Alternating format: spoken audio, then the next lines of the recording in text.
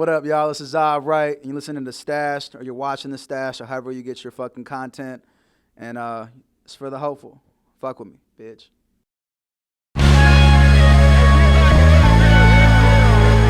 So I was raised in Santa Monica.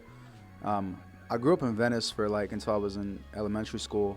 And that was obviously a very artsy area, from all the, you can name it. It's like poetry, it's music, it's painting, it's graffiti, it's sculpting, whatever you could think of, especially in the 90s, and then in Santa Monica, it's a melting pot of people. It's, there's some rich people, there's some middle class people, and there's some poor people, but the schools that I went to, I was raised with a bunch of people of the same, single parent household,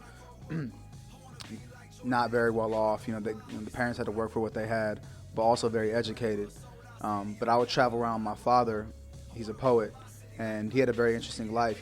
He's blind, but that didn't stop him from, pursuing his dreams. And that was writing, that was being politically active. And as I went to these open mics with him across, LA and, even in Europe and wherever, I would see the way people would react to his poetry, his words. And that definitely had a major impact on what I decided to do with my life. I'd say probably the most significant moment I can remember is we were in this grimy ass little open mic in Venice. And no disrespect, because I love Beyond Baroque, but you walk in and it's no joke. It looks like, it's no more than, I would say 40 by 60 or something like that. You can't fit that many people in there. There's spider webs, it's creaky floors. But everybody in the room gravitated towards my dad. They were out of all the poets. And these are these are some poets that now, have major selling novels, and their poetry has major acclaim. And my father at that point must have been in his early 40s, but what he was speaking brought people to tears, brought people to walk up to him and tell him, because of this, you inspired me to go do this and to deal with my truths and to deal with my demons. And, that was a big thing for me, for sure. Interning at Interscope, me and my road manager, Raymond, who also A&R my project, we walked up and down the strip in Santa Monica. It's like the Cloverfield Strip. And back then, you still got Yahoo. MTV got bought up by Viacom, I think, but you had those two major ones, and you had all the labels, right? You had Def Jam, you had Interscope. The Universal Music Group umbrella was located on a mile from my house. And I was going to college at Santa Monica College, which is a community college that's best known for transferring students or whatever. But the one thing they advise you to do is go intern. So you can get 3 credits for interning. And at the end of my second year SMC, I needed extra credits. And I was like, fuck it, I love music or whatever. Let's just go try this out. So we went hand to hand with these resumes. And this is when Facebook first started popping off. It was or at least for us, 07, 08. And I posted a status yo, I'm about to be, going up and down with resumes, trying to get an internship, hit us up or whatever. And my homegirl, Carly, hit me up. She was like, yo, I'm at Interscope. If you're here, just come up. And I was like, word. So it wasn't both of us, unfortunately, but the beauty of it was that Ray was the person that was like, yo, let's just go do this. We put ourselves out there, and she brought me up, and they hired me on the spot. I had braces. I was 19, but I could name all the Interscope artists. And my boss at the time, who ended up being my first manager, was really just I fuck with your ambition. He didn't even know I made music at the time.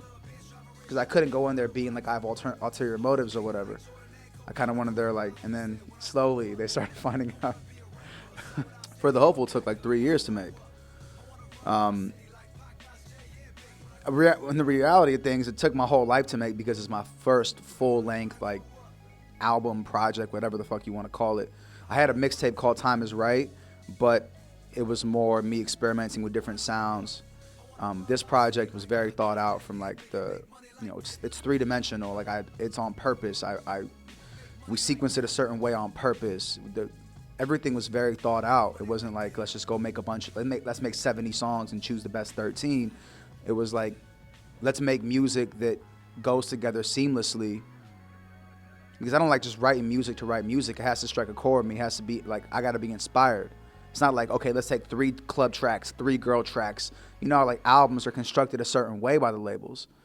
And if anything, the one major thing I learned from Interscope is I don't want my shit to be how do you say it? Not fabricated, but just not authentic to the artist. You don't need a club record. You don't like that. It's too early for all that. Tell your story. So every record on here, whether it's talking about my dreams growing up to play basketball, or my dream of moving into New York, and when I got here, I see that there's thousands and thousands of kids on the block slinging these CDs off, working way harder than me, and some of them can rap better than I can. So I talk about that on the record. It's like that's really who I am. These are really my fears, my dreams, my goals, my happiness, whatever. Everything's on this project. I feel like the underdog. I feel you because I listen to it now, and I'm like, man, I sound like I'm really spitting hard. Like I could have calmed down on some other records and talked about different things, but subconsciously, I guess that was just the feeling. It was like, you really got, this is it. This could be all or nothing, right? After this project, if it doesn't do well, this may not be able to be a successful career for me anymore. So it was just lay it all on the table, and that's what I tried to do. Yeah, shout out to my man Dan. He hooked me up with like one of my favorite rappers of the past 5-10 years, even Joel Ortiz, and he got on this record called Son of Sam. So I'm excited to put that out. Unfortunately, it didn't make the album because we kind of wanted to keep it to the homies from LA, and Joel was also very busy when we were first making the project, but it stands out even more now. It's like a response to the record, so that the remix is going to be out real soon.